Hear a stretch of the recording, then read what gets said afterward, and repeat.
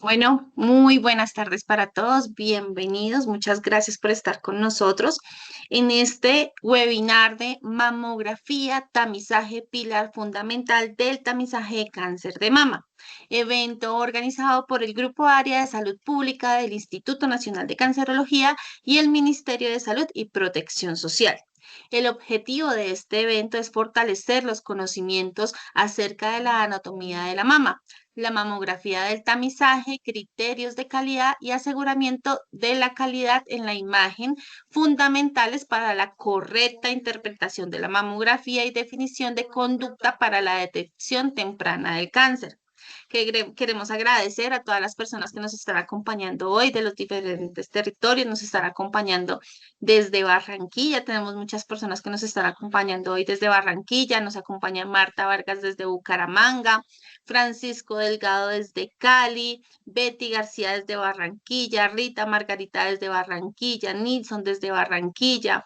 Nos acompaña Oscar Lazos desde Cali, María Alexandra desde Barranquilla, Juan David Vidal desde Cali, Torres desde Bucaramanga, Diana Mercado desde Neiva, Sandra Salas desde Cartagena, Angeli Tatiana desde Cali. Muchas gracias a todas las personas que se están conectando a nuestro webinar el día de hoy. Quiero contarles que este webinar tiene un objetivo diferentes a los que hemos venido haciendo los webinares pues, que se hacen normalmente en el instituto. Este webinar se trata de 4 webinares que tienen un entrenamiento dirigido especialmente para los radiólogos. Igual está abierto para todas las especialidades, médicos generales, médicos internistas, pero tiene un momento especial dirigido para los radiólogos. Hoy pues vamos a hablar de este tema de mamografía de tamizaje. Mañana hablaremos de ecografía mamaria, perdón, de mamografía diagnóstica. El 28 hablaremos de ecografía mamaria y el 29 de procedimientos intervencionistas de mama. Posterior a estos 4 webinars, las personas que estén conectadas en estos 4 webinars, posterior se realizará en un taller práctico. Este taller práctico se va a hacer. Este taller práctico se va a realizar por un plan de choque, que ahorita la doctora Marta Patricio Espino nos va a contar un poco sobre qué es el plan de choque y cuáles son las ciudades que están priorizadas. Entonces, este plan de choque tiene unas ciudades priorizadas que más adelante ahorita les voy a contar qué ciudades fueron las que están priorizadas para este taller práctico, para que ustedes se puedan inscribir y puedan tener información. Entonces, quiero darle la bienvenida a la doctora Marta Patricia Ospino. Ella es de médico especialista del Grupo de Prevención y Detección Temprana de Cáncer del Instituto Nacional de Cancerología, quien hablará del plan de choque. Muy buenas tardes, doctora. Buenas tardes para todos. Ya me permite conectar, agradeciéndoles la verdad que nos hayan permitido estar en este espacio.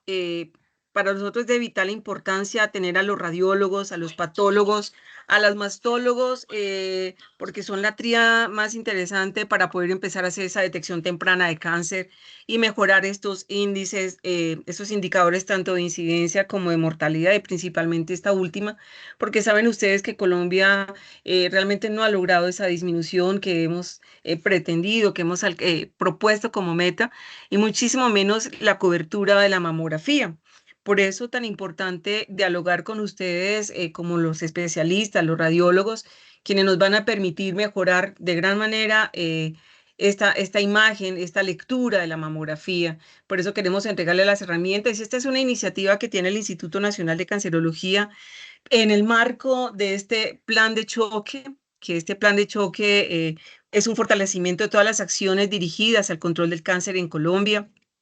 Lo hemos hecho y lo hemos trabajado con el Ministerio de Salud y con la Superintendencia Nacional de Salud, con el fin de que podamos mejorar esos indicadores. Definitivamente dentro del plan obligatorio de salud que tenemos actualmente y en el actual sistema, como está operando, tenemos todas las herramientas para que logremos tener ese control integral del cáncer, principalmente el de mama, en este caso que nos convoca. La circular conjunta que hemos firmado entre estas 3 entidades, el A010, apenas ha salido recién. en julio de este año. Y pues la idea es que nosotros, a través del Instituto Nacional de Cancerología, el Grupo Prevención y Detección Temprana del Cáncer, el Grupo AREA, la Subdirección de Investigaciones, podamos proponer este piloto. Habíamos propuesto este piloto principalmente de cáncer de mama, con el fin de poder apoyar, acompañar a estos actores en los componentes que vamos a hablar ahora y disminuir esta mortalidad. El plan de choque como tal se define como una iniciativa de este gobierno nacional que ha determinado como una de las prioridades en política pública el control integral del cáncer para estos 5 tipos de cáncer, estos 6 tipos de cáncer, que son los que tienen mayor carga de enfermedad, son los que mayor costo nos traen al sistema, mayores mortalidades nos traen, y entre ellos está mama, cuello uterino, próstata, colon y recto, gástrico y cáncer infantil. Si bien ustedes saben que la palabra choque es para un momento agudo, está la importancia y la relevancia que ha visto el gobierno nacional, que lo que quiere poner esto en su agenda política, de tal manera que encaminemos los esfuerzos y organicemos y coordinadamente logremos trazar esa ruta, ese trabajo mancomunado para la detección temprana del cáncer de mama. Por eso están aquí.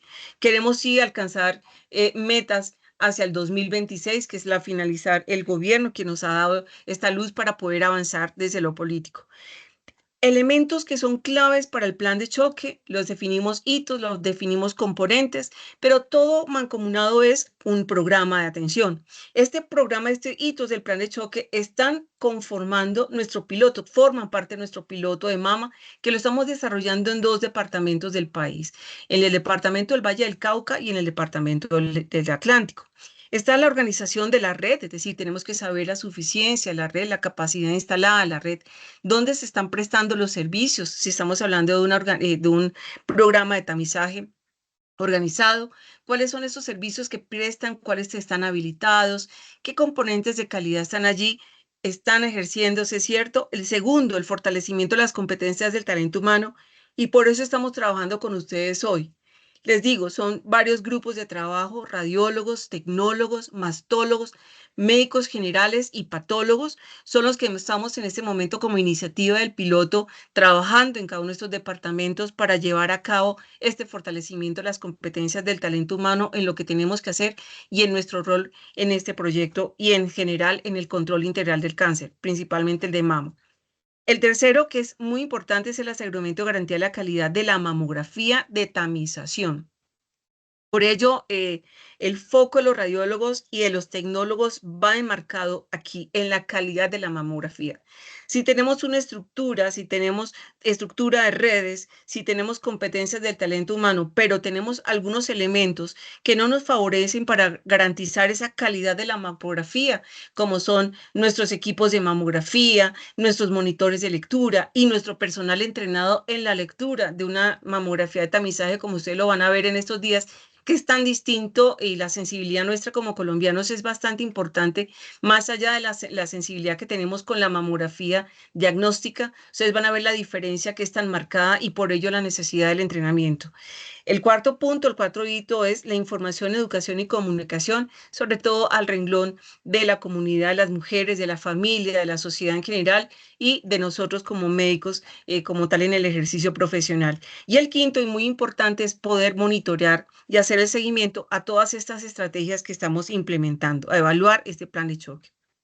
Por ello, el proyecto, que es un proyecto piloto de tamización organizada de base poblacional en 2 ciudades intermedias en Colombia, que fue la ciudad de Cali y el municipio de Soledad, pero hemos abarcado ya los departamentos y algunos municipios, como ustedes van a ver ahora más adelante. Va un plan de Val 2023, donde ha sido toda la formulación, y en ese momento estamos haciendo la adecuación para entrar ya a trabajar. Y vamos hasta el 2028. Este proyecto como tal, voy a revisarlo rápidamente, tiene como objetivos: uno, aumentar esta cobertura de tamización de mamografía en mujeres que son asintomáticas, que son mayores de 50 años hasta los 69 años, y hacer el diagnóstico temprano de aquellas mujeres que tienen los síntomas en estos 2 territorios que estamos intervenidos. Adicionalmente, queremos hacer y mejorar todas las actividades de detección temprana con énfasis en la tamización A partir de un programa de garantía de calidad en estos territorios, incrementar el porcentaje de las mujeres diagnosticadas en estadios tempranos de la enfermedad, ¿cierto? Fortalecer la organización y gestión de las redes integradas e integrales de servicios de salud para atención tanto a los casos sospechosos como los confirmados, fortalecer los mecanismos de monitoreo y vigilancia asociados al diagnóstico y tratamiento integral y oportuno de esta enfermedad. Estos son los objetivos del programa piloto. No se escapan del plan decenal que teníamos anteriormente. Estamos buscando mejorar cobertura y estamos buscando mejorar el diagnóstico temprano. Los lugares donde estamos interviniendo, ya les he dicho, Valle del Cauca, Cali, Departamento del Atlántico, Barranquilla y el municipio de Soledad. En el departamento del Valle del Cauca, ustedes ven las redes como se están estableciendo en este momento para fortalecimiento de estas redes. Están en los municipios de Cartago, Guacarí, Roldaniño, Palmira y Yumbo.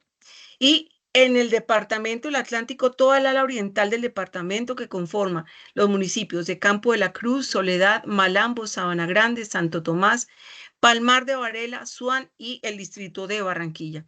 Entre Malambo y Soledad aportan alrededor del 80% de los cánceres en el departamento del Atlántico.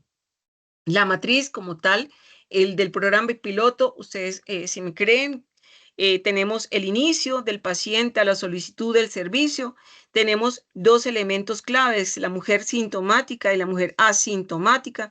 La sintomática tenemos que mirar y hacer la detección temprana, como lo hemos dicho antes, y en la segunda es las asintomática la que va a tomar mamografía. De allí se resuelvan los diagnósticos. Si es un resultado positivo, la mujer tiene que seguir una línea del diagnóstico, ¿cierto? Los exámenes complementarios hasta llegar al diagnóstico, el tratamiento y que estos sean los tiempos que se han presentado. Esta es la matriz general de lo que es el programa piloto como tal. ¿Qué actividades hemos desarrollado para poder llevar a cabo este piloto? Uno, el entrenamiento de los 4 radiólogos en el Centro Holandés de Expertos en Detección del Cáncer de la RCB en Países Bajos, en Holanda. De estas radiólogas está la doctora Laura, que nos va a acompañar hoy. La experiencia ha sido muy interesante. Espero que podamos aprender mucho de la experiencia y de todo el conocimiento que adquirieron allí en este centro. Se han entrenado también 2 tecnólogas por la LRCB. Se actualizó el manual para médicos generales. Se han hecho los protocolos de control de calidad en mamografía analógica y digital. Se tiene la cartilla de información para las mujeres, un comercial de televisión. Tenemos allí a Luli Bosa, quien está dando un mensaje muy claro sobre los signos y clínicos para la detección temprana y la tamización de mujeres asíncicas. Hemos hecho ya webinarios de detección temprana de cáncer de mama y el abordaje diagnóstico de las lesiones mamarias y han sido más o menos 396 profesionales conectados, tanto enfermeras como médicos. Ya hemos hecho 2 talleres para médicos generales, 3 en Cali, y se han entrenado alrededor de 95 médicos y enfermeras. Y en Barranquilla se han hecho 3, entrenando 105 médicas y enfermeras.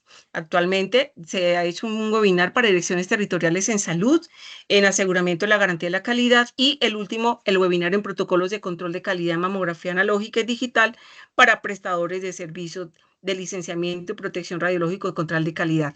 Todos estos elementos los hemos estado ya manejando para tener la base suficiente para arrancar con el piloto y el seguimiento y mirar si la red es funcional en el control integral del cáncer y en ello ustedes tienen un papel muy importante. Como tal, programa de entrenamiento para los profesionales de salud, unos webinarios, unos talleres. En este momento estamos abocados a los webinarios dirigidos a los radiólogos, ustedes ven allí, los patólogos, los radiólogos, sus 4 webinarios que van a tener, ¿cierto? Y adicionalmente ustedes van a tener aquellos que Lilian va a tomar nota de aquellos que al final vamos a mencionar, aquellos que van a ser entrenados en la lectura de mamografías de tamización y en la radiología intervencionista de la mama, ¿cierto? Estos son talleres que se van a realizar tanto en la ciudad de Cali como en la ciudad de Barranquilla y dirigidos por los radiólogos que fueron entrenados en Holanda. Muy bien, indicadores muy gruesos del programa piloto, todos tienen que ver con el tema de la cobertura de mamografía de tamización, pero también con el diagnóstico temprano, mortalidad, que es lo que queremos ver, las oportunidades, tanto en la confirmación diagnóstica como en el inicio del tratamiento, como el cumplimiento de pruebas de control de calidad externo, las elementos de calidad, proporción de repetición de mamografía, rechazo de mamografía, rellamado de pacientes, proporción de falsos positivos, proporción de cánceres de intervalo, lo que vayamos a medir. Estos son los indicadores básicos del programa piloto y esto es lo que queríamos comentarles a ustedes. Están siendo capacitados y entrenados en todos estos elementos porque van a formar parte del piloto de mama que estamos adelantando en el Valle del Cauca y en el distrito en Barranquilla y en el departamento del Atlántico. Esto era lo que queríamos comentarles. Estamos muy atentos pues a preguntas o inquietudes que se generen al respecto. Muchísimas gracias a todos.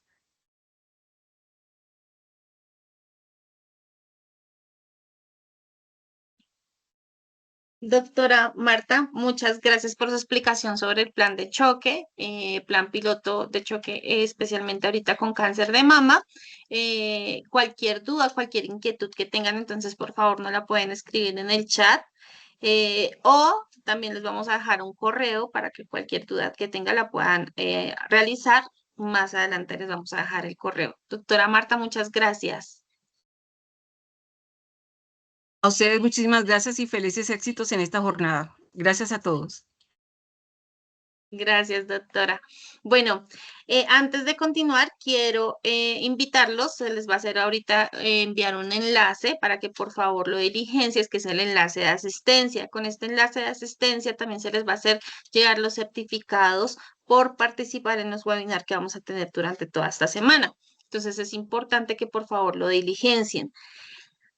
Quiero entonces ahora darle la bienvenida a la doctora que hoy estará a cargo de este webinar, la doctora Laura Margarita Angulo Tejera. Ella es médica radióloga de la Universidad de Buenos Aires y la Asociación Argentina de Radiología y es fellow en imágenes mamarias de la Sociedad Argentina de Mastología. Cuenta con experiencia en intervencionismo mamario e interpretación y lectura de imágenes mamarias y va a ser quien nos acompañará el día de hoy en este webinar. Doctora, muy buenas tardes.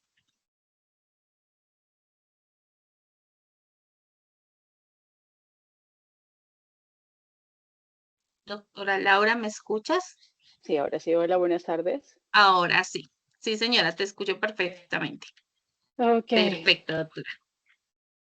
bueno, muchas gracias a todos por asistir. Como la doctora Marta ya lo dijo, la idea es hacer un repaso, recorderis, o a los que apenas están empezando a conocer el tema de mamografía, saber cómo vamos a aplicar la mamografía de tamizaje en Colombia. Nosotros estuvimos en un curso, como ya les habían dicho, en Holanda, donde aprendimos mucho sobre mamografía de tamizaje. Y pues la idea es aplicar los conocimientos que obtuvimos en ese curso aplicados a Colombia y a la realidad de Colombia. ¿Listo? Entonces vamos a empezar. ¿Me ayudas a compartir? ¿Cómo comparto pantalla? Acá. Listo. Ya voy a compartir pantalla. Listo, tranquila, doctora. Acá. Compartir.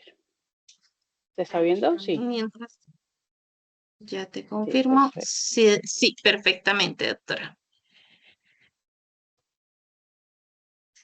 Listo. Bueno, como ya me hicieron la presentación, yo soy Laura Angulo, soy médico especialista en imagenología mamaria. Bueno, soy especialista en imagenología mamaria y le voy a hablar de mamografía de tamizaje. Pues ya todos hablaron del programa piloto de detección temprana del cáncer de mama que está haciendo el instituto o que está coordinando el Instituto Nacional de Cancerología junto con el Ministerio de Salud. Bueno, bienvenidos a todos y espero que la charla sea de su agrado.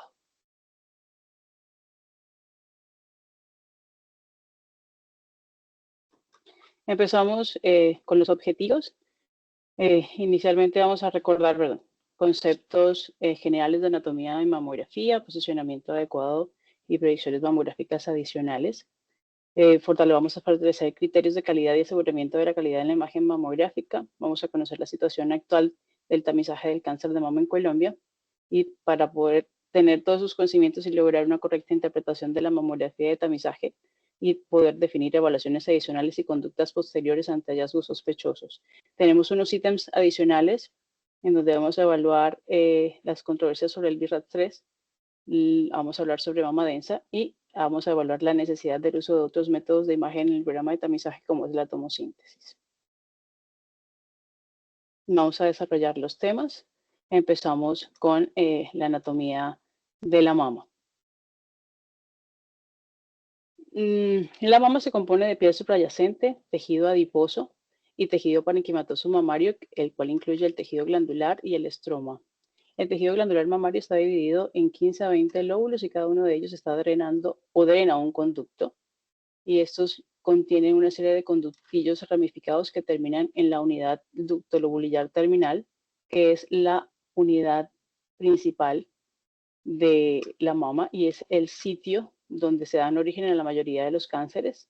Por eso es muy importante esta parte de la anatomía de la mama. Y es donde durante la lactancia se produce la leche materna que drena a través de los conductos y sale hacia el pezón. En cuanto a la anatomía mamográfica, la estructura más anterior que, permítame un segundito que no me, acá. La estructura más anterior que vamos a mirar o a ver inicialmente en la mamografía es la piel, que es una línea homogénea de 2 a 3 milímetros que está contra un fondo radiotransparente que corresponde a la grasa premamaria. Posterior a esta tenemos a la zona mamaria, que se observa como un área radiodensa con bordes fenestrados. Posterior a esta tenemos la grasa retromamaria. Esta debe ser radiotransparente y debe estar libre de tejido glandular. Y esa es una zona muy importante porque cualquier anomalía que se presente en esta zona justifica mayor atención. Y posterior, en la parte final de la visualización de la mamografía, encontramos el músculo pectoral que toma una posición en forma de triángulo con un vértice hacia la parte inferior y siendo más ancho en la parte superior. ¿Listo? Continuamos. Y vamos a hablar de la situación del cáncer de mama. Inicialmente vamos a hablar del cáncer de mama en el mundo.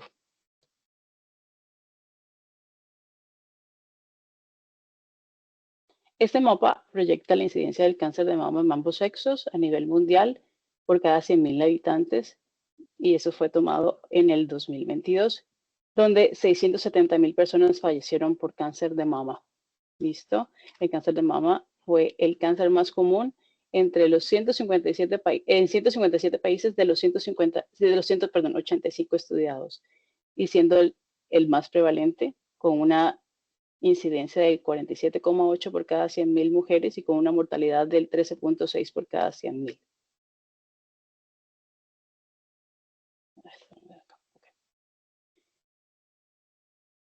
En cuanto a la incidencia, según datos estadísticos, el cáncer de mama es el tipo de cáncer más común en las mujeres, con una incidencia de 2.286.650 nuevos casos en el 2020, teniendo una alta tasa de mortalidad con 662.469 casos. En Colombia, pues el cáncer de mama es uno de los 5 cánceres más, es el primero de los, es el más frecuente en las mujeres, siendo los 5 primeros cánceres, encontramos el colorectal, el cáncer de cervix, el tiroides, el de estómago y el grupo de los otros. Representa el 27,7% de los casos presentados con una tasa de incidencia solo en mujeres de 61.396 casos en el 2022.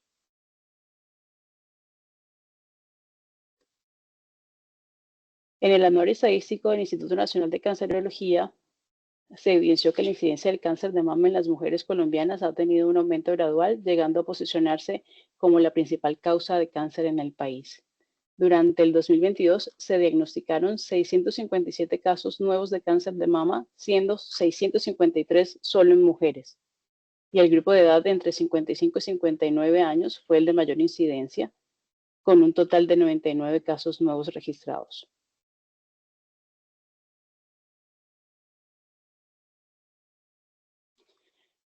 En el Atlántico, que es el lugar donde yo realizo mi mi consulta y es uno de las poblaciones incluidas en el plan piloto.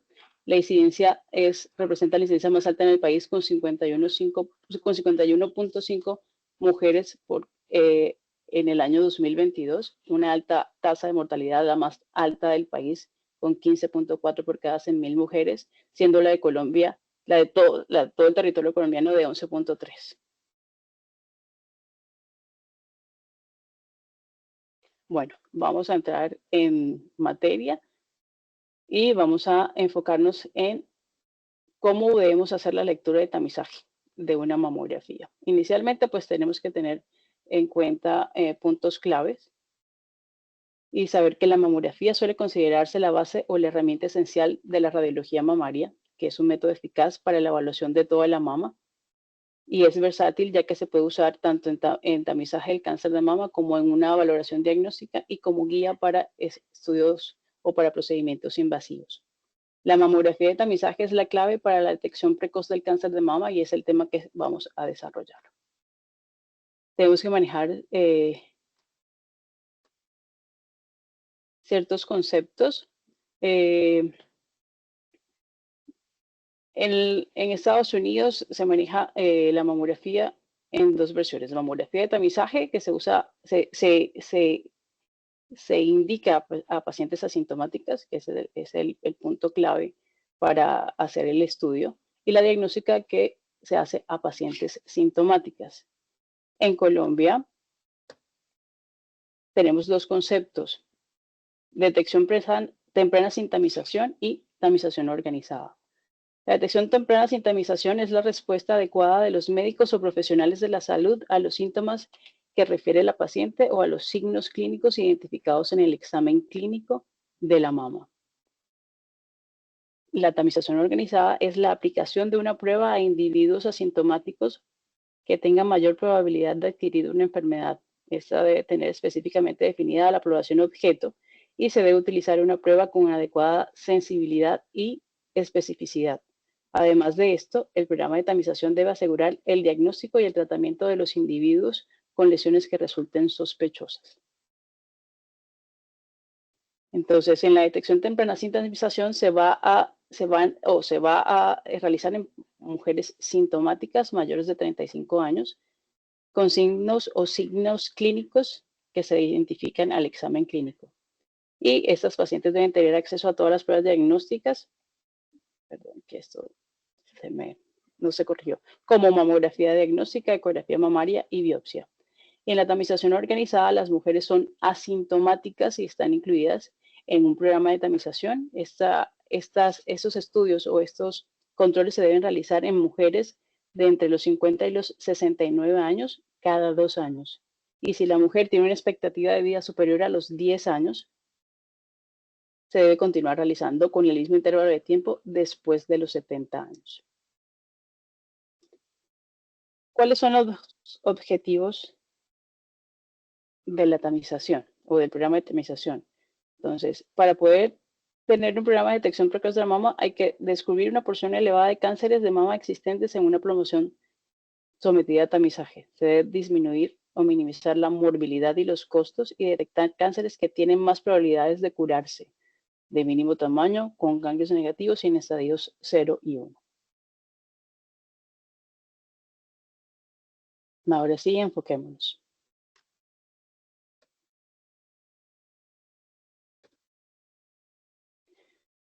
Para lograr realizar una lectura adecuada de una mamografía de tamizaje, tenemos que tener un enfoque sistemático y ese enfoque sistemático requiere una serie de pasos. El paso inicial o principal tenemos que preguntarnos, ¿la calidad de la mamografía es correcta? Ahí tenemos que prestar mucha atención en el posicionamiento y la calidad de la imagen. Y antes de interpretar una mamografía es importante valorar primero la idoneidad de la técnica mamográfica, ya que una mala calidad de la imagen compromete la valoración y puede condicionar a que se pase por alto la detección de cánceres.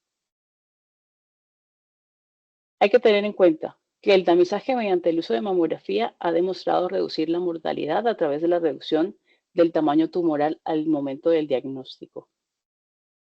Para lograr este objetivo, la calidad de la mamografía debe ser la adecuada y para ello es necesario implementar sistemas de control de calidad que permitan evaluar la integridad funcional del equipamiento y la calidad de la imagen, definiendo estándares para que la mamografía sea técnicamente óptima. Entonces debemos seguir unos criterios de calidad y estos criterios de calidad están basados en que cada proyección debe demostrar una compresión adecuada con dispersión del tejido mamario y una penetración adecuada de los rayos X en toda la mama. Que las trabéculas mamarias y el borde de la piel deben ser, deben ser nítidos. El desenfoque puede hacer que no se visualicen calcificaciones sutiles o que se caracterice incorrectamente la morfología de la calcificación. Las imágenes deben tener un contraste adecuado y un ruido mínimo, y las mamografías deben estar libres de artefactos, incluyendo movimiento, desodorante, cabello, pliegues de la piel u otras partes del cuerpo.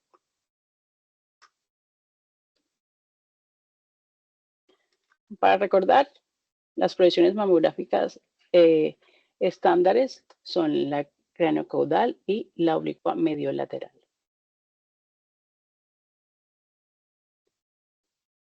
Cada proyección requiere o necesita demostrar, debe constar de ciertos, parámetros para poder lograr la calidad en la imagen. ¿Listo? Cuando hacemos una proyección craneocaudal debe tener una buena visualización de la zona posterior medial de la mama. El músculo pectoral debe demostrarse cuanto sea posible y debe verse en una forma de semiluna en la parte posterior. Si no se incluye el músculo pectoral, la longitud de la línea posterior del pezón en las proyecciones craneocaudal y MLO deben estar a menos de 1 centímetro de diferencia entre cada una. La grasa se debe ver posterior al tejido glandular y el pezón debe estar en perfil. Aquí tenemos un ejemplo en donde, por no mostrar muy bien la parte posterior de la grasa retroglandular, no se pudo mostrar una lesión. Cuando se corrigió y se hizo un mejor posicionamiento, se logró ver una lesión. Así que el hecho de no mostrar esa zona puede enmascarar lesiones y hacer que no se pueda lograr el diagnóstico correcto. En cuanto a la medio oblicuo lateral, debe tener el músculo pectoral debe extenderse por debajo de la línea posterior del pezón. El borde anterior debe ser convexo y debe ser más ancho en la parte superior, estrechándose hacia la parte inferior, formando un triángulo con un vértice hacia abajo. El pliegue inframamario debe estar abierto y debe ser visualizado para lograr la detección de lesiones que son muy frecuentes de presentarse en esta zona. La grasa debe verse posterior al tejido glandular y el pezón debe estar en perfil. Aquí pues les demuestro una serie de proyecciones adicionales que se pueden hacer. No todas las usamos en nuestra práctica clínica. Las más frecuentes son la proyección con compresión localizada, que nos permite evaluar asimetrías, distorsiones en la arquitectura, la proyección de magnificación, que nos permite evaluar microcalcificaciones. Tenemos la proyección en el surco o valle intermamario, que nos permite ver lesiones que están en el sector en medio e inferior de la mama, cercanas al pectoral, al esternón. Y tenemos las tangenciales, que se usan para evaluar sobre todo las lesiones que están sobre la piel cuando son calcificaciones de origen cutáneo, nos sirve mucho para diferenciar ese tipo de lesiones. Perdónenme, y me faltaba.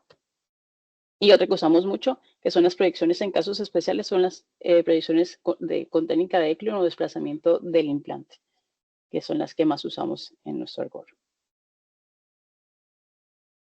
Bueno, en cuanto al aseguramiento y control de la calidad, este consiste en el seguimiento de normas y protocolos que garantizan la precisión y consistencia en las mamografías. El equipamiento debe tener unos requisitos mínimos de calidad y se debe hacer evaluación del rendimiento de los equipos.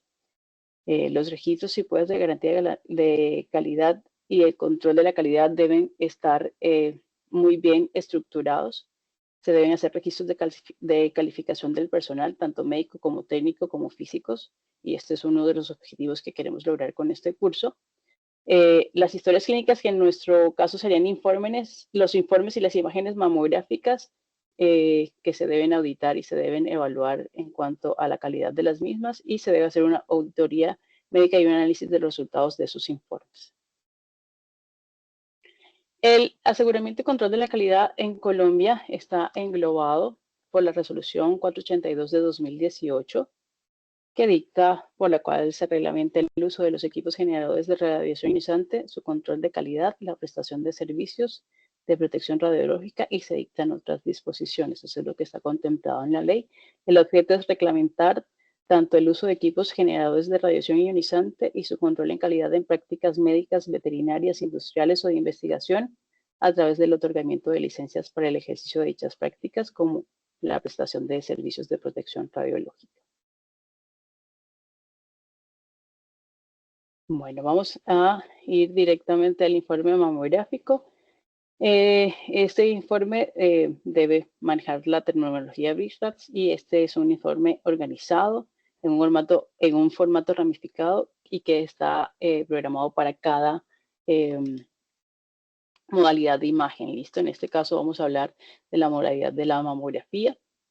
El sistema de información de datos de imágenes mamarias, BIRADS, es el segundo idioma del radiólogo de mama. ¿Listo? Los objetivos principales de este sistema es estandarizar la terminología interpretativa y las categorías de valoración final, además de las recomendaciones terapéuticas. Disminuye la confusión y optimiza la comunicación entre radiólogos, médicos solicitantes y pacientes, y facilita el seguimiento de los resultados y la garantía de la calidad. Tenemos esta terminología. Es un diccionario cuidadosamente elaborado. Hay términos descriptivos de los hallazgos de las imágenes mamarias y que permiten a los radiólogos hablar el mismo idioma y generar informes estandarizados que sean fácilmente comprensibles tanto para los profesionales solicitantes como para el personal auxiliar. Entre las categorías BIRADS tenemos la categoría BIRADS 0, que es una categoría incompleta que requiere hacerse una revisión con pruebas complementarias. Tenemos la categoría BIRADS 1, que es la categoría negativa, donde no existen hallazgos ni sospechosos ni benignos, y que requiere solamente control rutinario mamográfico. Pues nosotros enfatizamos en nuestra práctica el control anual, aunque por ley se debe hacer cada 2 años.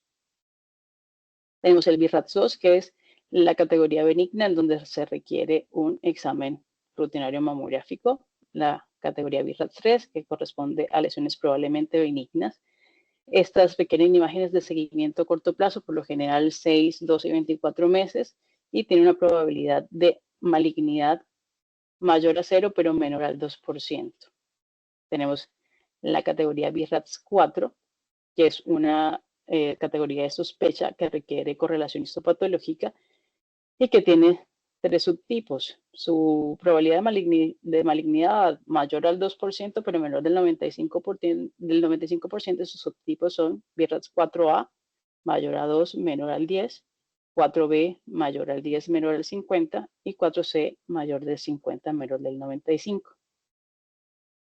Tenemos la categoría BIRADS 5, que es altamente sugestiva de malignidad, que requiere correlación histopatológica con una probabilidad de malignidad mayor al 95%. Y por último, BIRADS 6, que es una malignidad comprobada por biopsia y que requiere, en este caso, tratamiento quirúrgico oncológico, dependiendo de lo que el médico tratante disponga. Debemos realizar un informe estructurado. La terminología BIRADS y las categorías de valoración descritas anteriormente se incorporan en este informe, y digamos que la división exacta y el orden varían, pero debe incluirse todos estos aspectos en el informe. En el encabezado debe ir la modalidad, ya sea mamografía, ecografía, resonancia, la indicación, si es de tamizaje o de diagnóstica, en este caso tamizaje, la técnica con la que se realiza el estudio y la comparación con estudios anteriores. El cuerpo de informe debe contener la composición global de la mama, o sea, la densidad del tejido, la cual vamos a hablar más adelante, y debe de tener una descripción clara de los hallazgos importantes. Para concluir, debemos concluir con una impresión diagnóstica que debe tener una categorización BIRADS y que esta categorización BIRADS nos va a dar una guía de cuáles son las recomendaciones que le debemos hacer al médico tratante. Como le había dicho anteriormente, la densidad mamaria debe estar incluida en el informe mamográfico y esta se refiere a la cantidad relativa de tejido fibroglandular radiopaco con respecto a los elementos grasos transparentes. Las categorías de densidad son categoría A, que son prácticamente grasa en su totalidad, la B, que son densidades fibroglandulares dispersas, la C, que son heterogéneamente densas, y la D, que es extremadamente densa, de la cual vamos a hablar un poquito más adelante, porque es muy importante en cuanto para pronóstico de riesgo de cáncer de mama. Vamos con el segundo paso en nuestro enfoque sistemático, detección de anormalidades mamográficas. ¿Cómo podemos abordar la detección en la mamografía de tamizaje? Primero, a la hora de leer una mamografía debemos tener una serie de pasos estructurados para poder evaluar una mama. ¿Listo? Debemos comparar entre derecha e izquierda o izquierda a derecha y alternar. Debemos evaluar la actual y la anterior, en dado caso que tenga anteriores. Y hay que prestar atención a las zonas donde se ubican con mayor frecuencia los cánceres, que es en los bordes de las imágenes, en el borde del músculo pectoral o la grasa retroglandular, en el espacio retroareolar y en la mitad medial de la mama, que son los signos o los sitios donde con mayor frecuencia se presentan este tipo de lesiones.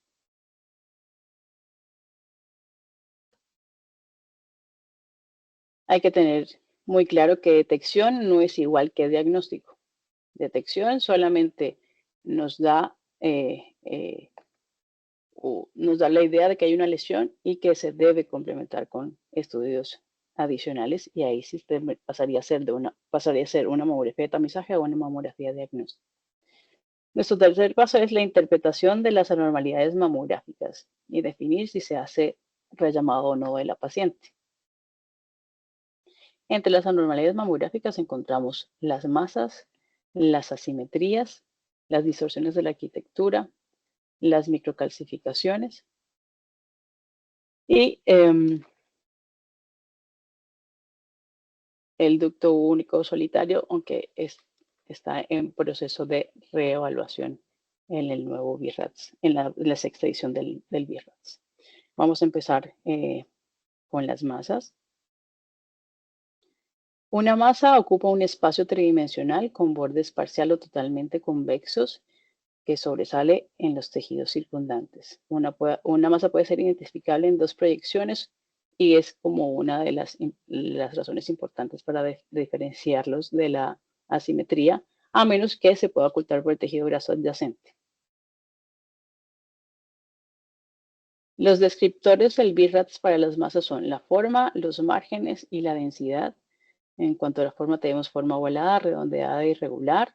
Los márgenes circunscritos, oscurecidos, microlobulados, indistintos y especulados, donde en la sexta edición del BIRADS van a haber cambios en cuanto a los márgenes microlobulados. En cuanto a la densidad, tenemos la que contiene grasa, densidad baja, es decir, el isodenso o densidad equivalente, y la alta densidad. Las asimetrías se definen como áreas de densidad más extensas en una mama con respecto a la otra, en una o en las dos proyecciones. Se caracterizan por presentar bordes cóncavos y áreas de densidad grasa entremezclados con las de mayor densidad.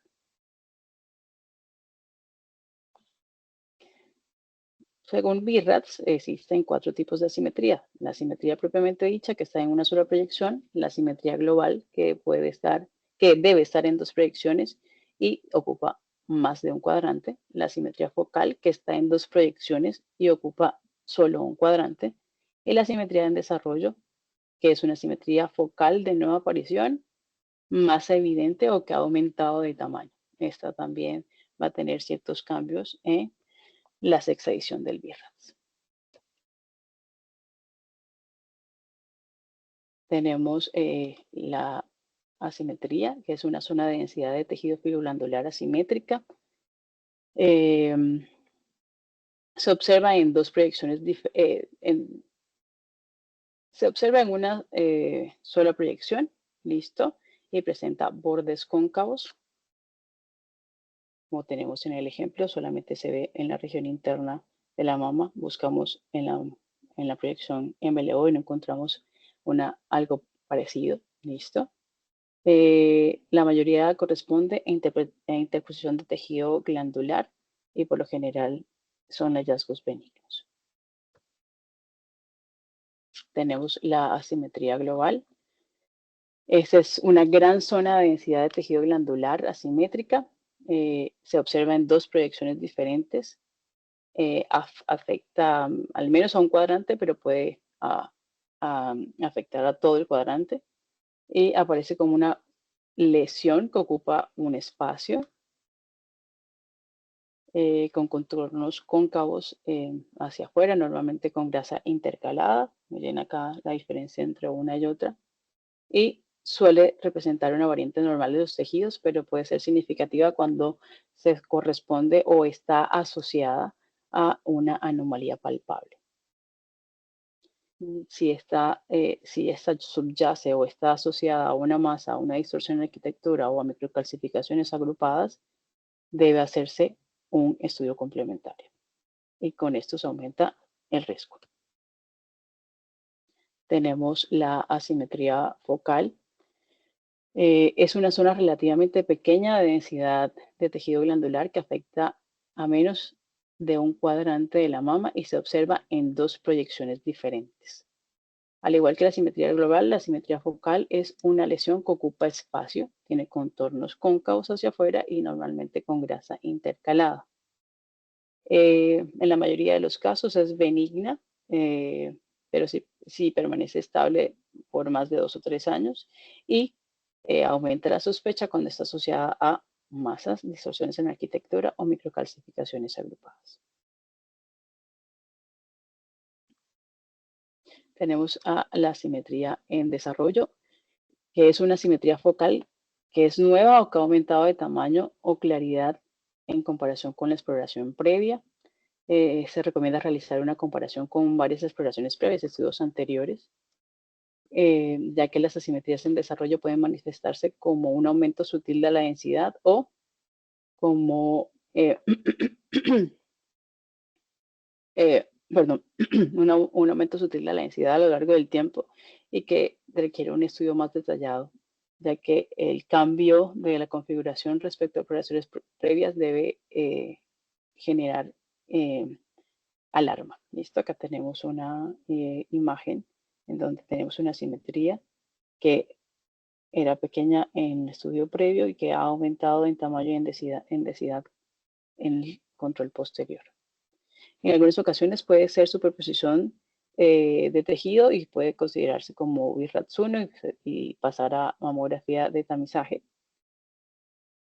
aunque siempre se debe considerar como un aspecto sospechoso y se debe hacer correlación histopatológica, pero por lo menos iniciar con estudios complementarios.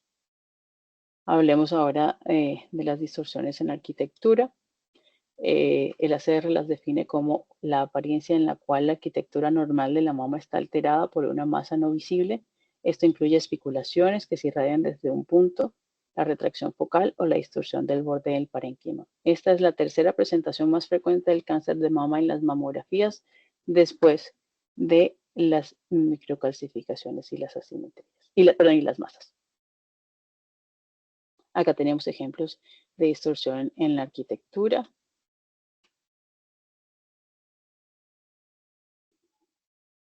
una lesión que se ven en dos proyecciones. Aquí está asociada a calcificaciones muy sospechosas y aquí se ve sutilmente.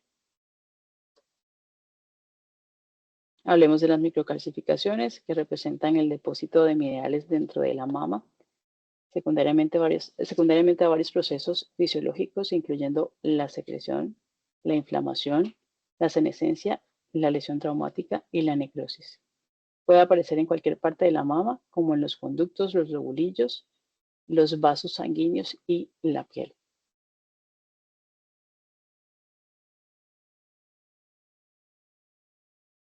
Los descriptores de las microcalcificaciones endirras vamos a tener en cuenta la distribución, la morfología y la estabilidad. En cuanto a la distribución, tenemos la distribución difusa, que se define como microcalcificaciones dispersas al azar por toda la mama. Este patrón sugiere un proceso benigno, especialmente cuando es bilateral. Tenemos a la distribución regional, que se define como numerosas calcificaciones que ocupan más de 2 centímetros de tejido mamario. Perdón, en su dimensión mayor y que no están en una distribución dictal. Este patrón de distribución también es sugerente de proceso benigno, pero también debe considerarse sospecha dependiendo de la morfología.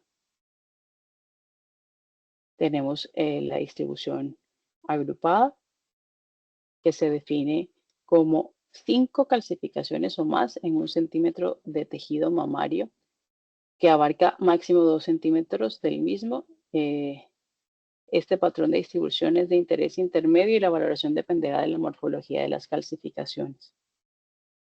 Hay que tener en cuenta que si las calcificaciones aparecen agrupadas en una proyección, pero se dispersan en la otra, puede que no se trate de un verdadero grupo de calcificaciones y que pueden ser calcificaciones solo superpuestas. ¿Listo? Tenemos la distribución lineal, que se define como calcificaciones en una línea. Este patrón de distribución es muy sospechoso y independientemente de la morfología, ya que sugiere que son calcificaciones que están depositadas dentro de un conducto. Tenemos la distribución segmentaria, que se define como un área en forma de cuña con vértice hacia el pezón. Y digamos que se consideran estas calcificaciones como calcificaciones muy sospechosas y que sugiere, perdón, se me fue el dedito, sugiere depósitos de calcio a lo largo de una distribución ductal. En cuanto a la morfología, se clasifican en calcificaciones típicamente benignas y calcificaciones sospechosas. Entre las típicamente benignas tenemos a las cutáneas, que corresponden, son estas que están acá, que corresponden a calcificaciones de las glándulas sebáceas, generalmente asociadas a procesos inflamatorios, miden entre 1 y 2 milímetros y se ubican más frecuentemente en el pie limpamario, en la región paraesternal, en la axila o en la areola. Suelen visualizarse periféricamente, al menos en una proyección de las dos. Y hay un signo que se debe tener en cuenta, que es el signo del tatuaje, en donde se mira o se ve que la configuración de las calcificaciones o la misma distribución se presenta en las dos proyecciones y no modifica. Tenemos las calcificaciones vasculares, que son depósitos de calcio en las arterias, generalmente son bilaterales y se visualizan como trayectos paralelos y que adquieren una configuración en riel de tren. Tenemos las calcificaciones de popcorn o palomitas de maíz, que las tenemos acá. Son calcificaciones gruesas, mayores a 2 o 3 centímetros, y estas tienden a coalescer.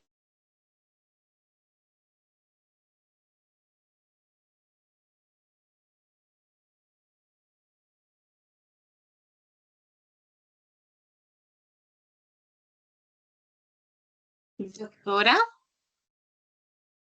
doctora Laura. Adicionalmente, Bueno, sí, Ya. perdón. Sí, ya, doctora, es que hubo como una caída, pero ya se escucha perfectamente. Ok, perfecto. ¿Faltó algo por decir o continúo?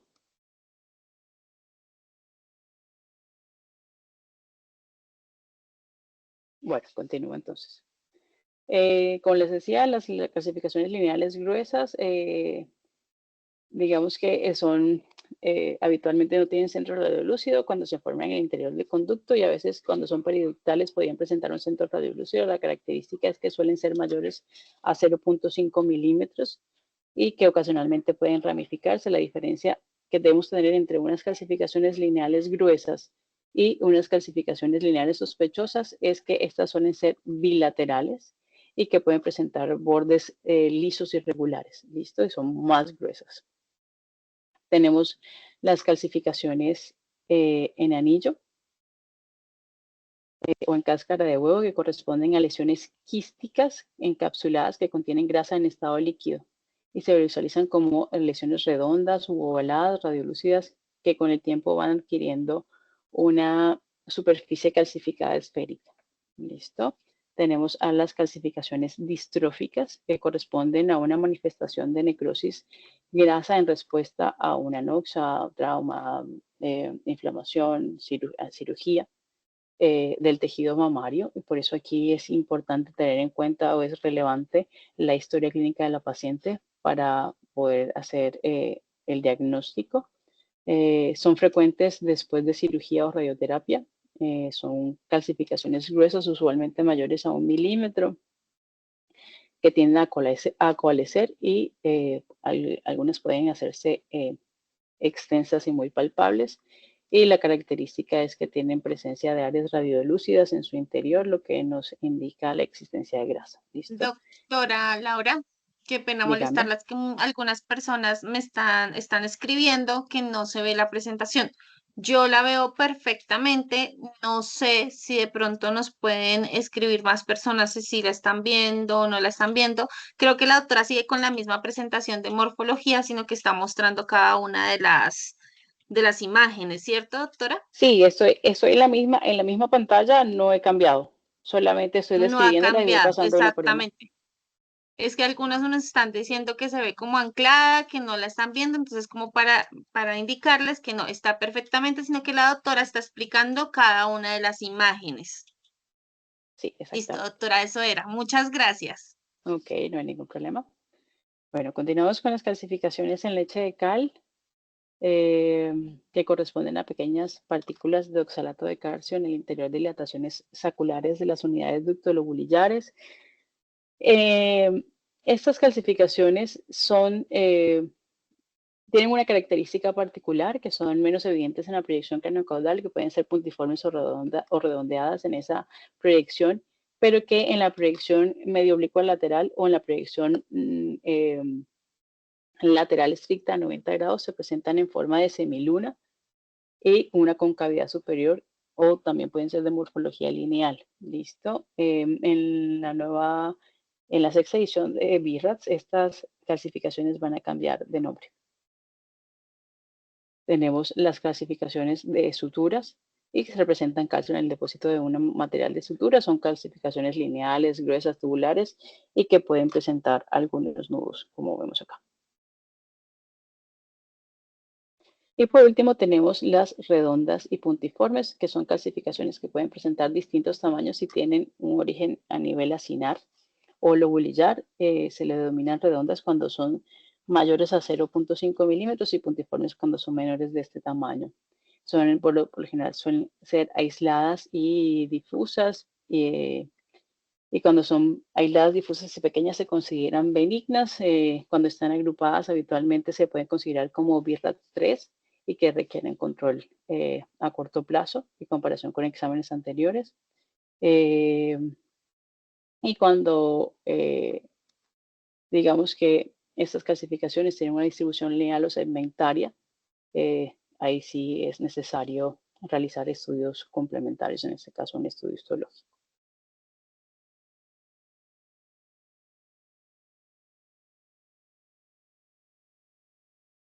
Continuamos con las calcificaciones de morfología sospechosa.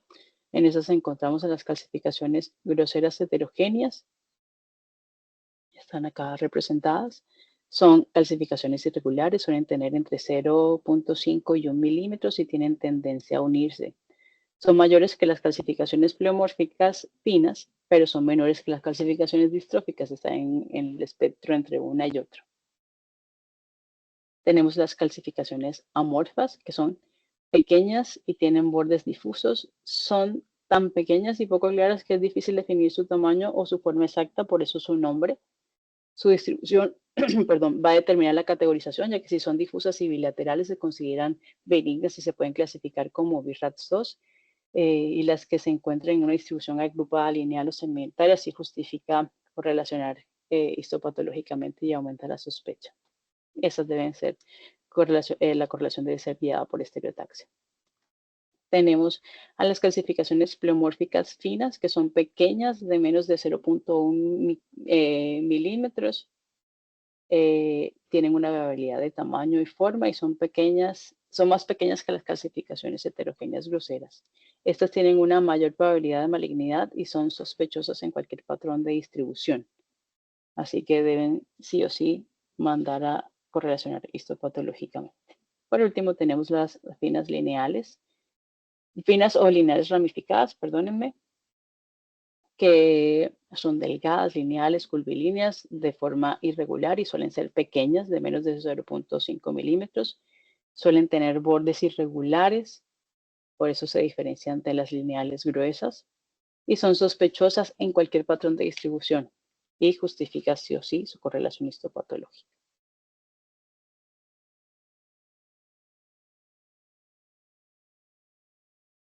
En cuanto al otro descriptor, tenemos la estabilidad. La estabilidad temporal de las microcalcificaciones va a disminuir significativamente el riesgo. Entre más tiempo tengan estables, pues menor es el riesgo de que se puedan, menor es el riesgo de que termine siendo un cáncer. Si un grupo de microcalcificaciones impresiona de características sospechosas, tiene indicación de estudio histopatológico sí o sí. Y el hecho de que las microcalcificaciones aparezcan o aumenten no necesariamente implica malignidad, pero sí puede ser un hallazgo sospechoso. Es importante recordar que las microcalcificaciones en control, categorizadas como BIRATS3, deben evaluarse con proyecciones magnificadas y en cada control se debe, digamos que deben ser evaluadas con magnificación en cada control para poder decidir su recategorización dependiendo de su estabilidad. Bueno, en cuanto al ducto dilatado solitario, es un hallazgo infrecuente, se considera como un signo de sospecha, aunque fue incorporado como nuevo y controvertido descriptor en la quinta edición del BIRACS. Ahorita en la sexta edición se está contemplando la posibilidad de sacarlo y que puede ser considerado como sospecha solo en casos que esté asociado a otra imagen de sospecha, sea una masa, sea microcalcificaciones o sea distorsión de la arquitectura. Continuamos con nuestro enfoque sistemático y en el cuarto paso tenemos determinar la categoría BIRATS. Este es el paso, digamos, que nos permite, una vez tengamos el conocimiento de la terminología BIRATS, poder sugerirle al médico tratante cuál va a ser o cuál puede ser la conducta a seguir. ¿Cómo abordamos la interpretación de la mamografía de tamizaje? Pues ya teniendo y conociendo la morfología y las características de las lesiones que encontramos en mamografía, dependiendo de la configuración, podemos darle un diagnóstico. Encontramos que las lesiones que son bien definidas, tumor de circunscrito, que son de reciente aparición, van a ser BIRATS y que van a requerir estudio complementario, en este caso una ecografía, en algunos casos una proyección con compresión focalizada, dependiendo del médico que la solicite. Vamos a clasificar BIRATS 4, las masas indefinidas en las que encontramos los nódulos microlobulados y los de contornos indistintos, y categorizamos como BIRATS 5 a los nódulos especulados. En cuanto a las asimetrías que aparecen en una sola proyección, ya sean las asimetrías focales que se ven en una proyección o focales y globales que aparecen en las dos proyecciones, se debe realizar estudios complementarios, por lo general con técnica de compresión focalizada, y las asimetrías en desarrollo sí aumentan la sospecha y requieren correlación histopatológica.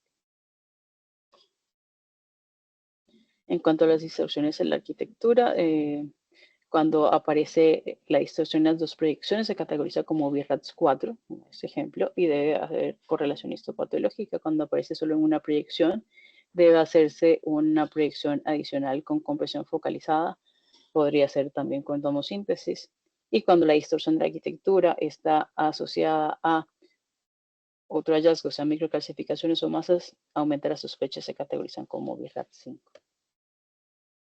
En cuanto a las microcalcificaciones, todas las lesiones o las calcificaciones típicamente benignas son BIRATS 2 y requieren solo control rutinario. Las calcificaciones que deben ser controladas en tiempo prudencial son las redondas agrupadas, pero van a depender también de su distribución. Y las calcificaciones sospechosas, como las toscas groseras heterogéneas, las amorfas y las calcificaciones finas pleomórficas, se clasifican como BIRATS 4B por el porcentaje de valor predictivo positivo y por el porcentaje de probabilidad de magnetización.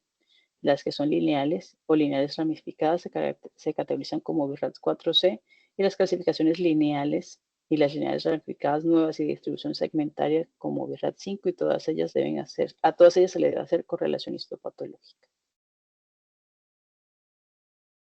En cuanto al ducto solitario, es un hallazgo de sospecha que requiere estudio complementario cuando no está asociado a alguna otra lesión, y cuando está asociado a otra lesión aumenta la sospecha y debe hacerse correlación histopatológica. Para lograr todo esto, todo lo que les acabo de decir, debemos también, nosotros como radiólogos, optimizar el rendimiento. Debemos conocer y ser conscientes que la alimentación es necesaria y que influye en nuestro rendimiento y que nos ayuda a mejorar la calidad de nuestro reporte. Hay que tener en cuenta también opciones y posibilidades a la hora de leer mamografías de tamizaje y crear estrategias de lectura. Y ser consciente de que debemos tener unas condiciones óptimas de lectura para que nuestro rendimiento sea óptimo. Entonces, en cuanto a la retroalimentación, es importante saber que la información es esencial, que cuando nosotros conocemos los resultados de las imágenes adicionales que solicitamos, o resultados de histopatología, o la conducta o el diagnóstico final que se le hizo a esa paciente a la que le diagnosticamos una sospecha, digamos que podemos nutrir nuestro conocimiento y crear una experiencia y saber si se nos presenta un caso similar, qué resultado podría dar más adelante. Lo que dice la correlación imagenopatológica. Hay que debatir con los colegas, hay que tener sesiones de charlas y mirar casos clínicos para poder alimentar nuestro conocimiento. Es muy importante. En cuanto a las condiciones de lectura, debemos tener una buena concentración para poder lograr un enfoque, y en el curso que nos dictaron a nosotros, decían que entre más cantidad de lecturas de mamografías hiciéramos, mucho mejor iba a ser el resultado del diagnóstico. Y estaban hablando de que debían ser mamografías por lotes de cierta cantidad de mamografías en un tiempo determinado para poder lograr ese objetivo. En cuanto a la estación de trabajo, tiene que ser una estación de trabajo óptima y configurada para el médico radiólogo. Tiene que ser una habitación tranquila, sin molestias, una silla o un escritorio ergonómico. En el caso de nosotros en la costa, pues aire acondicionado o ventilador, porque si no, no se puede trabajar. Las gafas, si son necesarias, debe ser un cuarto oscuro y crear una estrategia de pausas activas como para poder ayudar a que fluya mejor el trabajo. Aquí les muestro una foto. Esta es una estación de trabajo en el RCB y era en la forma en cómo nos evaluaban nosotros. Esta es la estación de trabajo especial que necesitamos todos los radiólogos. La lectura por lotes es el proceso de leer varias mamografías a la vez sin interrupción. Esto ha demostrado que mejora la precisión al permitir que los radiólogos se concentren e interpreten mejor cada mamografía. Se hizo un estudio en Estados Unidos y en Noruega donde se evidenció que antes de la aplicación de este programa había una tasa de rellamado del 20% y que después de la aplicación disminuyó al 16.2% con tasas de detección del cáncer de 5.6 por cada 1000 antes de la aplicación, incrementándose a 7.2 por cada 1000 después de la aplicación. Los radiólogos en Europa que leen mamografía de tamizaje deben tener mínimo 5000 estudios mamográficos leídos al año. Y según los requisitos profesionales de las directrices europeas de la garantía de la calidad en el cribado y el diagnóstico de cáncer de mama, según la Dirección General de Salud y Protección del Consumidor en Europa, cada radiólogo debe tener o debe estar calificado mediante un registro para ejercer en su país. Debe haber recibido formación específica tanto en mamografía diagnóstica como en mamografía de tamizaje. Debe participar en programas de educación médica continua. Debe comprometerse a realizar mínimo 5000 lecturas de mamografía de tamizaje al año. Además, debe participar en la evaluación, así como en la detección la detección básica. Debe tener acceso a los datos de patología y seguimiento quirúrgico. Debe asistir a reuniones multidisciplinarias de revisión y gestión clínica. Debe participar en el trabajo sintomático, en la evaluación sintomática de las mamas y debe tener una habilidad en el examen clínico de las mismas. Y debe tener experiencia completa en todas las técnicas de evaluación, incluidas ecografía, biopsias aspirativas con aguja fina, biopsias con aguja gruesa.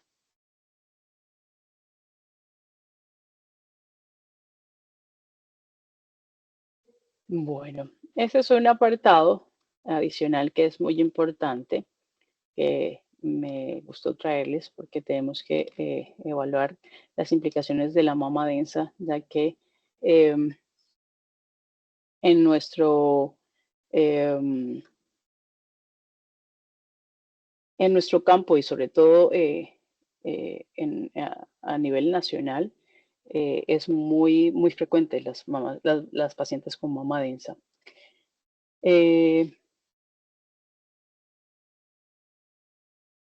Permítame un segundito que no me está cargando. ¿Sí se alcanza a ver la imagen, Lili? Es que se me quedó como Sí, bloqueado. pues doctora, está en la diapositiva de implicaciones en mama densa. Sí, pero me quedó bloqueado, no se me mueve.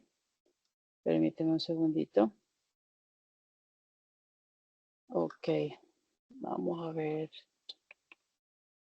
No sé qué me pasa, espérame. Ni siquiera se mueve el mouse, ¿cierto? El puntero. No, No, señora. doctora, no se mueve nada. Dame un segundo. A ver, así. Ahora sí, listo. Mientras tanto, Ya. doctora? ¿Ahora sí? Sí se pudo.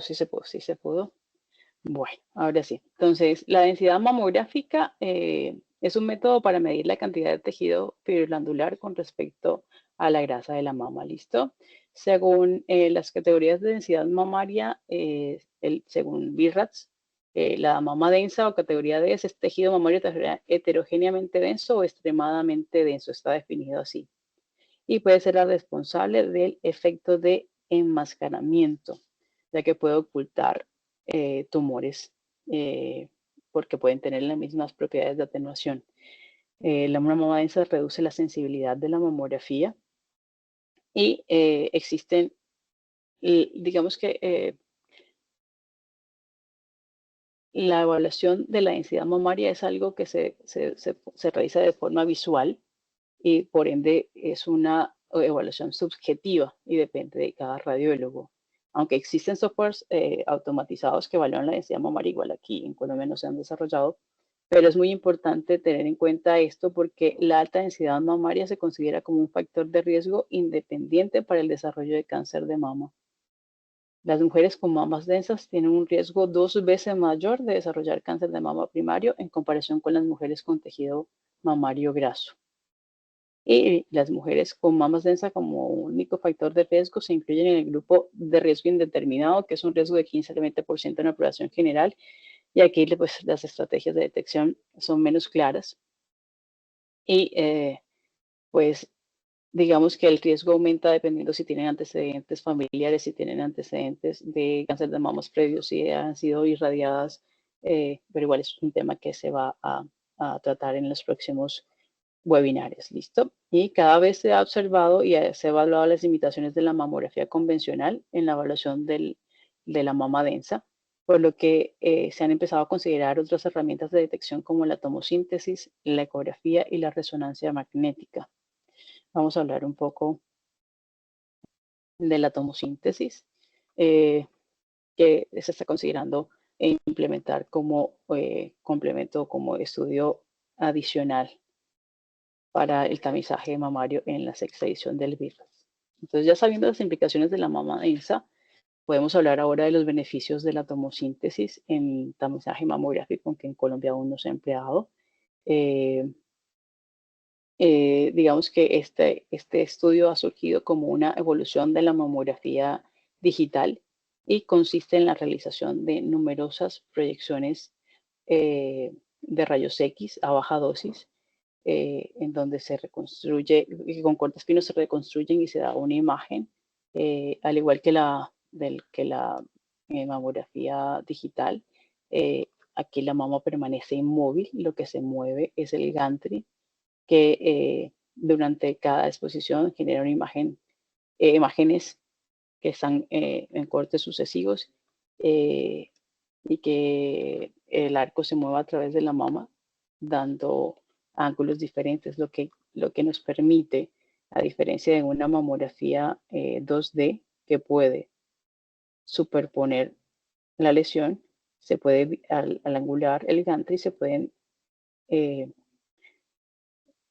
sustraer o se puede evitar o disminuir ese enmascaramiento que se produce en la mamografía digital y se puede lograr la visualización de lesiones más fácilmente. Aquí tenemos un ejemplo, comprimimos la mama en una mama por mamografía y el tejido mamario puede superponerse y enmascarar la lesión. En cambio, con los cortes y la angulación, para lograr imágenes en diferentes ángulos, ese tejido glandular puede dispersarse o desplazarse y lograr la visualización completa de la lesión. Se dice que el fundamento de esta técnica es la reconstrucción cuasi tridimensional, porque no es una mamografía 3D no es una imagen 3D propiamente dicha, y el objetivo es la disminución de la tasa de rellamado, y esto se traduce en disminución de los costos, una atención oportuna y la disminución en la ansiedad de las pacientes. Entonces, a tener en cuenta que igual en nuestra práctica, no en la mayoría de los casos, pero sí en muchos centros ya tenemos esta herramienta como ayuda para la mamografía 2D. ¿Cuáles son las ventajas de la tomosíntesis? Mejor evaluación de asimetrías, incrementa la detección de distorsiones en la arquitectura y una mayor sensibilidad en la mama densa. Tiene mayor definición del tamaño tumoral, lo que logra ayudar en la definición de cuáles van a ser el tratamiento quirúrgico o el tratamiento a seguir. Aumenta la tasa de detección de cáncer, sobre todo el cáncer invasivo, y disminuye la tasa de sobrediagnóstico. Las desventajas son que el equipo es costoso, tiene un mayor tiempo de lectura por parte de radiólogos, no todos los radiólogos están capacitados para leer tomosíntesis, y también tiene una desventaja en cuanto a la visualización de microcalcificaciones. Hablemos un poco sobre las realidades de sobrediagnóstico. El sobrediagnóstico significa encontrar un cáncer que no matará a la paciente.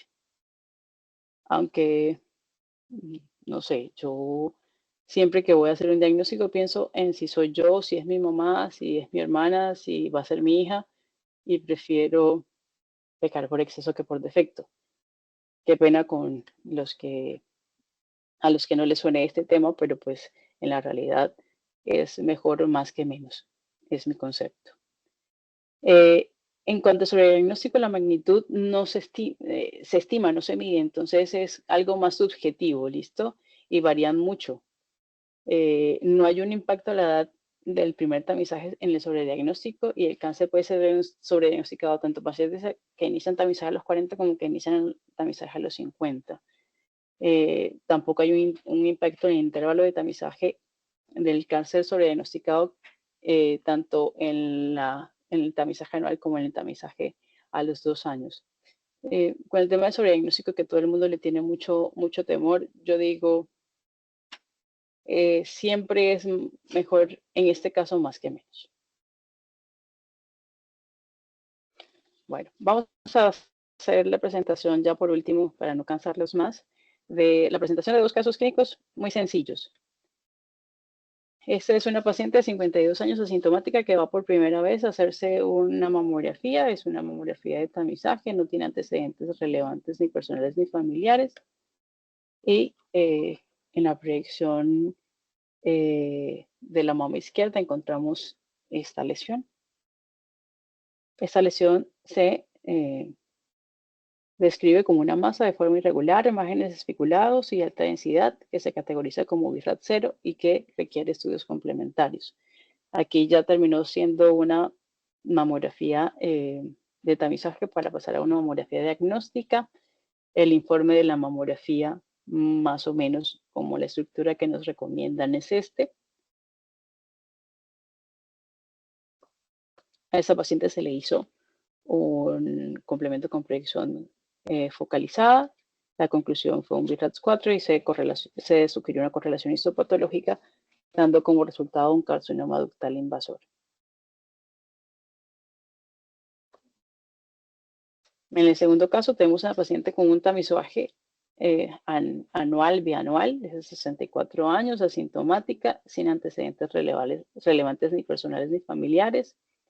Tenemos las 2 proyecciones, tanto del 2024 como del 2023, en donde no encontramos sino solamente calcificaciones en anillo, calcificaciones vasculares incipientes.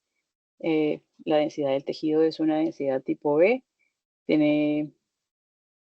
Digamos que no veo hallazgos significativos, y traigo a colación un caso clínico con una mamografía normal, porque en el 80% de la lectura en nuestra práctica son mamografías normales. Entonces, el objetivo del tamizaje antes de la especificidad, que sí es muy importante también tener en cuenta la sensibilidad. No sé si somos los colombianos o qué, pero nosotros tenemos una alta sensibilidad por una especificidad un poco más baja en comparación con los europeos. Y pues la idea es estar seguros y tener la certeza de que es maligno, porque pues ya lo benigno lo conocemos. Y este sería más o menos el informe de mamografía, o una mamografía que al que encontramos solo hallazgos benignos le sugerimos control rutinario. Se concluyó BIRAT 2 y la recomendación fue control rutinario anual o bianual. En cuanto a las conclusiones, importante tener en cuenta que la mamografía de tamizaje se realiza en mujeres asintomáticas en Colombia entre los 50 y 69 años cada 2 años.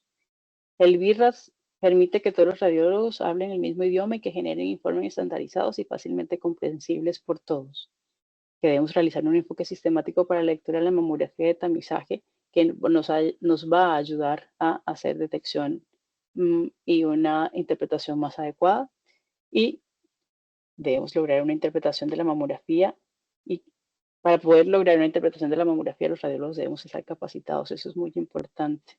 Y esto que está haciendo el Instituto Nacional es algo que se debe aplaudir, porque necesitamos más de este conocimiento y que se pueda transmitir para que a medida que vayamos conociendo sobre estos temas, logremos tener un mejor manejo y que todos manejemos el mismo idioma.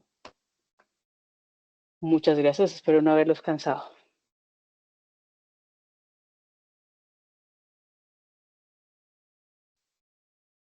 Muchas gracias, doctora Laura, por su excelente presentación. Doctora, tenemos en este momento una pregunta. Dice, paciente con senos heterogéneamente densos en mamografía de tamizaje con calcificaciones típicas benignas sin otros hallazgos en BRAF 0 o en BRAF 2. Pues nosotros lo manejamos como BRAF2. El BRAF se basa en los hallazgos en la mamografía, ¿listo? Ahora, en una mama heterogéneamente densa, se está contemplando la posibilidad de que se considere que es un factor de riesgo para cáncer de mama y se evalúe con estudios complementarios. En este caso, en Colombia, pues la tomosíntesis no se usa mucho, pero se podría usar complementario con ecografía, pero pues nosotros nos tenemos que basar en que el BRAF dice que el paciente con hallazgos mamográficos benignos debe ser un BRAF 2 independientemente de la densidad de la mama. Ahora, podemos hacer sugerencias en el informe y decir que pues, la paciente requiere un estudio complementario por la alta densidad mamaria. Perfecto, doctora. También acá nos hacen otra pregunta y dice, en caso de mamografía sin hallazgos en mama, pero con adenopatías axilares, ¿qué BRAF sería? Pues ahí sí o sí se debe hacer un estudio complementario. Se debe hacer una ecografía como para evaluar, que es la herramienta más fácil y mejor para la evaluación de los ganglios axilares. ¿Listo? Independientemente de que en este momento no tengamos una lesión en la mama, ese hallazgo incluye que se deben hacer estudios complementarios. Todavía no podemos colocarle un BRAF 4 porque no sabemos exactamente qué tipo de ganglios son, solamente son alterados y que tenemos que evaluar con estudios complementarios. Perfecto. Aquí tenemos otra pregunta. Dice, me gustaría conocer su opinión sobre la edad de inicio y la periodicidad de la mamografía de acuerdo a su experiencia en Holanda. ¿Qué posición tiene el INC? Lo que pasa es que en Holanda sí existe un programa de tamizaje muy estructurado, ¿listo?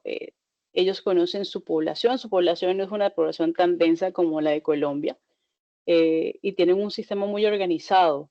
Eh, ellos a las pacientes tienen todos los datos, las pacientes están en una base de datos, esa base de datos está completa y se actualiza eh, casi que constantemente y ellos tienen datos de sus pacientes. En Colombia es complicadísimo tener toda esa base de datos, o sea que en Colombia eso no es aplicable porque no se puede, no se puede. En Holanda hacen mamografía cada 2 años, mamografía de tamizaje cada 2 años, pacientes a partir de los 50 años, pero porque la paciente nunca se va a perder, la paciente así, si la paciente, ups, no, si la paciente no aparece y no llega el día de su tamizaje es llamada y si no llega es rellamada y si no llega van a donde ella. Eso no va a pasar en Colombia. Entonces nosotros lo que tratamos de hacer es tamizaje de oportunidad. Ok, perfecto. Nosotros como radiólogos lo que hacemos es, le decimos a la paciente, vea, es importante que usted se haga un control y nosotros concientizamos a la paciente. Digamos que en la práctica clínica lo que yo hago personalmente es decirles, vengan cada año, háganse un control con el médico, si el médico sugiere y quiere que sea necesario realizar la mamografía así, si no cada 2 años, como dice la ley.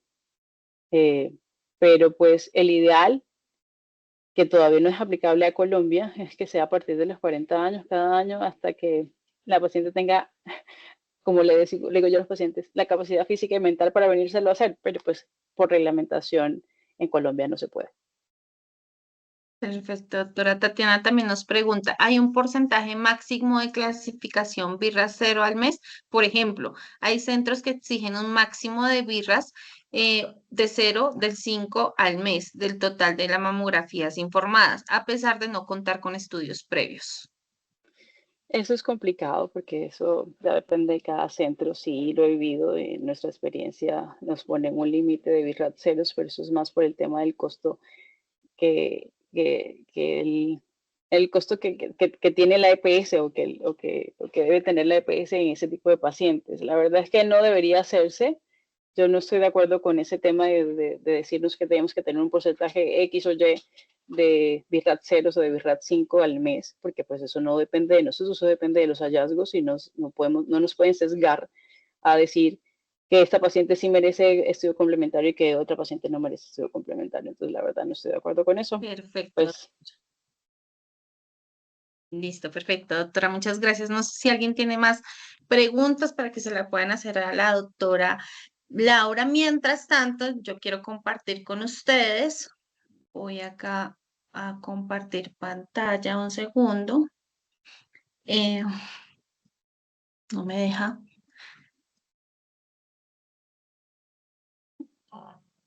¿necesitas que deje de compartir yo? Bueno, doctora, a ver si creo que ya está compartiendo la mía. Sí. Sí, ya. ¿Ven mi presentación? Sí. Sí, perfecto. Bueno, entonces quiero contarles que, como les dije al principio, estamos realizando unos webinars durante toda esta semana que se llaman entrenamientos. Hoy realizamos el entrenamiento de diferentes entrenamientos de tamizaje. Entonces, hoy realizamos el de mamografía de tamizaje pilar fundamental del tamizaje de cáncer de mama. Y durante toda la semana vamos a realizar otros temas. Entonces, mañana tendremos el de mamografía diagnóstica, pasado mañana 28 de agosto tenemos ecografía mamaria y el 29 tenemos procedimientos intervencionistas en mama, indicaciones y contraindicaciones, puntos claves para su desarrollo. Estos 4 webinars, la idea es que los que están hoy puedan participar durante todos estos otros webinars porque todos tienen una línea de tiempo y es importante que puedan estar en todos los webinars.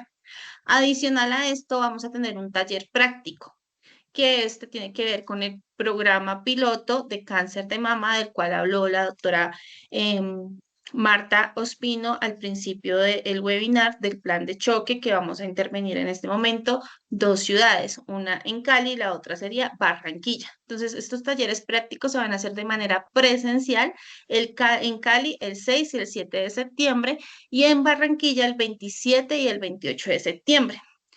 ¿Cómo deben hacer? ¿Qué deben hacer para participar en estos talleres? Inscribirse. Entonces ahí están los datos a quien tienen que inscribirse, que es con Lilian Ruiz. Entonces el correo es liruiz con z @cancer.gov.co. Ahí entonces escriben su nombre completo, número de cédula, teléfono, IPS en la que labora. O pueden escribirle a ella a su WhatsApp o llamarla al 314-472-6750, pues para poder recibir mayor información. Si tienen alguna duda, ellas les va a brindar toda la información que ustedes necesiten para poder participar en este taller práctico. Lo importante es que todas las personas que nos están acompañando hoy, que nos acompañaron más de 97 personas el día de hoy, nos acompañen durante todos los webinares y pues también los que están en Cali y en Barranquilla nos puedan acompañar en este taller práctico. Perdón, No sé Sandrita, te si, interrumpo, corrijo, la sí, información señora. es LL Ruiz, el correo es LL, perfecto, llruiz@cancer.gov.co. Gracias. perfecto. Entonces, LL Ruiz, cáncer, llruiz @cancer.gov.co. Entonces, para que las personas puedan participar, recuerden que en este momento solamente es Cali y Barranquilla. Me están preguntando que si van a hacer taller presencial en Bogotá.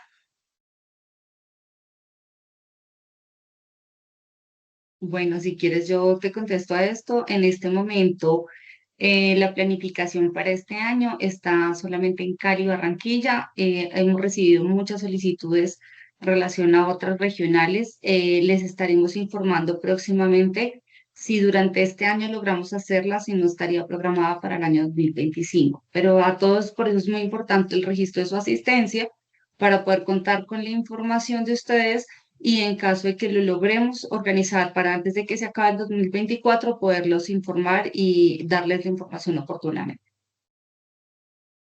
Perfecto.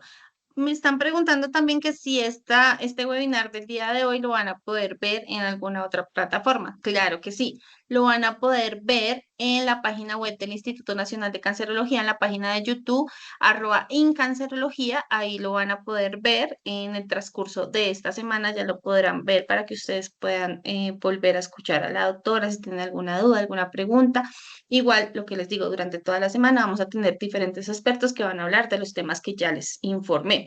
El registro de asistencia ya se los voy a volver a enviar. Se los estuve enviando durante toda la charla en el chat. Ya mismo se los vuelvo a enviar. Recuerden que es importante que ustedes diligencien este registro de asistencia para que puedan también obtener su certificado. Doctora Laura, nos hacen otras dos preguntas para que su merced las pueda contestar. La primera es, en su experiencia, doctora, ¿qué valor tiene el uso de la resonancia en casos de distorsión de la arquitectura mamaria en pacientes asintomáticas? La resonancia magnética es un estudio muy completo, ¿listo? Sí, es un complemento de la mamografía, aunque pues no es en el tema del tamizaje. Por ahora solamente vamos a referirnos al tema del tamizaje de mamografía. Ya en cuanto a evaluación de distorsión de arquitectura por resonancia, ya no entraría en el tamizaje, sino ya vendría siendo un estudio diagnóstico. La experiencia sí, la resonancia tiene una muy buena definición y buenos resultados y una buena caracterización de las lesiones comparando con la mamografía, ¿listo? Pero pues por ahora en lo que completa nuestro tema, pues ya vendría siendo el uso de la resonancia en una mamografía de diagnóstico, en un tamizaje, en una evaluación de diagnóstico. Perfecto, doctora. Bueno, y esta otra pregunta, no sé si la doctora Laura o Lilian no la pueden contestar.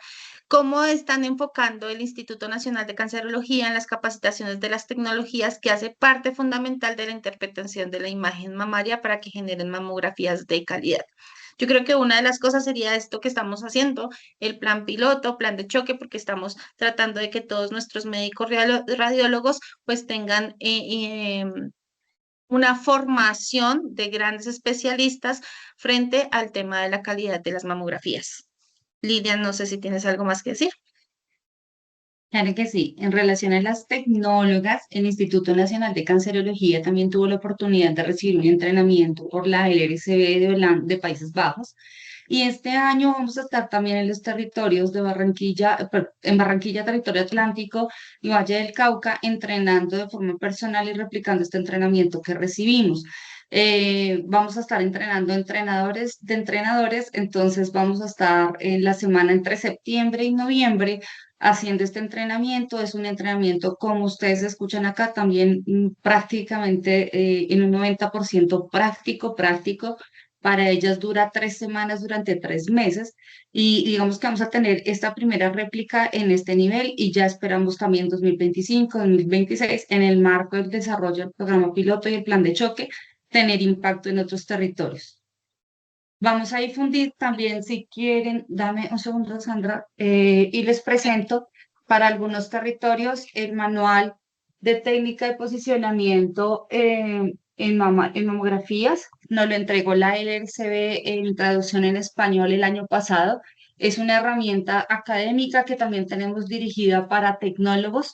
Entonces, en la medida que están interesados y demás, lo mismo en el correo me pueden escribir y podemos hacerles llegar la información y también algunas otras herramientas de trabajo académico para los tecnólogos para poder mejorar este tema del posicionamiento y cada vez ir más de la mano al aseguramiento de la calidad en la imagen mamográfica. Perfecto, Lilian, muchas gracias. Doctora Laura, ¿algo adicional que quiera su merced dar el día de hoy? pues no, darles las gracias a todos por estar presentes hoy. La verdad es que es mi primera vez, mi primera vez dictando una charla. Perdón por que se me trababa la lengua, se me iban las ideas, se me bloqueaba todo, pero pues nada, eso está se da para la experiencia. No, doctora, todo salió muy bien. Doctora Laura, muchas gracias. Lilian, muchas gracias a todos nuestros asistentes de las diferentes ciudades que nos acompañaron el día de hoy, de Cali, Barranquilla, Neiva, Bogotá. Muchas gracias. Recuerden que la idea es que sigan estando con nosotros, los que están en otras ciudades y que nos están acompañando en el webinar. Claro que ustedes pueden estar asistiendo durante todos los webinars, se les va a certificar, lo único es que no van a estar en el taller práctico, pero que nos acompañen en los webinars porque para nosotros también es muy importante que ustedes pues reciban esta formación académica de parte de grandes expertos del Instituto Nacional de Cancerología. Entonces, agradecemos a todos, no olviden diligenciar el link de asistencia. Muchas gracias y en un segundo. Muchas gracias y una feliz tarde. Saludos desde Arauca. Muchas gracias a todos. Una feliz tarde para todos. Muchas gracias a todos. Gracias. Besito. Chao, Gracias, chao. doctora. Feliz tarde. Feliz tarde. Muchas Gracias. Tarde, noche ya. Tarde, noche, sí.